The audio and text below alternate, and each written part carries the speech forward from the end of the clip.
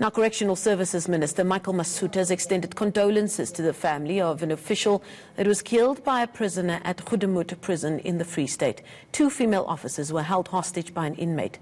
One was stabbed to death and the other was reportedly raped. Joining me live now on the line is Minister Masutha himself. Minister, thank you so much for joining us. These are the men and women that are one of our very important lines of protection. They do a very important work for us as a nation. You must have been very saddened by the news. Indeed, and in fact shocked. And as we indicated in our statement, first and foremost, we extend our heartfelt condolences to the family and loved ones of the bereaved family, and also wish speedy recovery to the colleague who also was assaulted in the incident. We believe that you have been in contact with those in charge, the National Commissioner of Correctional Services, Mr. Arthur Fraser. What has been your directive or instruction to him and his team? Well, upon receiving the news last night, I instructed him to immediately proceed to Aloe North, about 7 hours drive. But I have not been able to keep in touch today, as I am attending a funeral of the daughter of Mr. Jackson Tembu, my chief whip in Parliament in Goedemoed in Mpumalanga. So I will be, as soon as I leave here, be in touch with the Commissioner to get some update on the matter.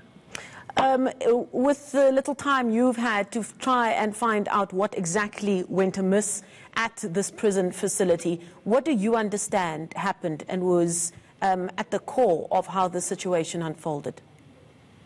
I have not yet received that report, and I preferred not to get into incomplete bits and pieces about it. I'd rather prefer that I await the Commissioner's feedback upon his return, and only then would I be in a better position to comment on the incident. Do you know anything about the Goedemoed facility? We obviously hear from time to time, especially from organizations like the Police Union Pop Crew, who represents these officers who work in these centers. What do you understand the facility to be like? Was it overcrowded? Were there any issues that you knew of at Goedemoed facility?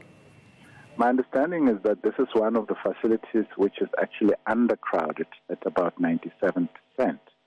So the issue of the facility operating beyond capacity does not arise. So like I said, it's very difficult without a report for me to even begin to speculate as to the circumstances that could have led to this incident. But I just want to indicate that we have been embarking on a number of initiatives to try and improve the conditions at our correctional centers, for example, especially security. For example, you know, the Operation Vala, which we implement, we embark upon, especially during the festive period, where the risk is highest.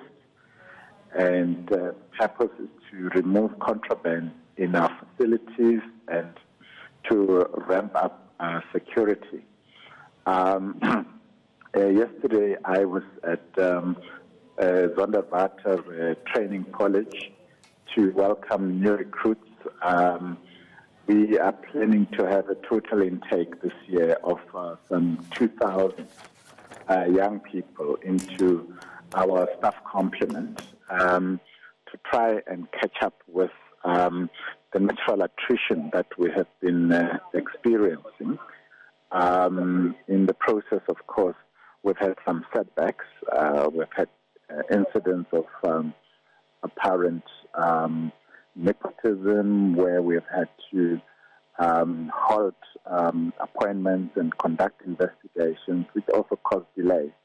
And I believe disciplinary measures are underway against those officials who would have been implicated.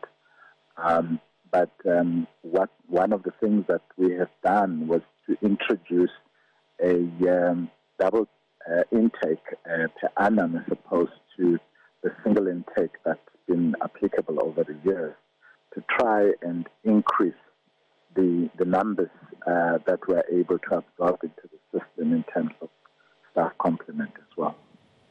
Minister Masutha, we're going to have to leave it there for now. A very sad day for your department and indeed the Correctional Services community as well. Thank you so much for your time. That was the Justice and Correctional Services Minister, Micheal Masutha, joining us on the line.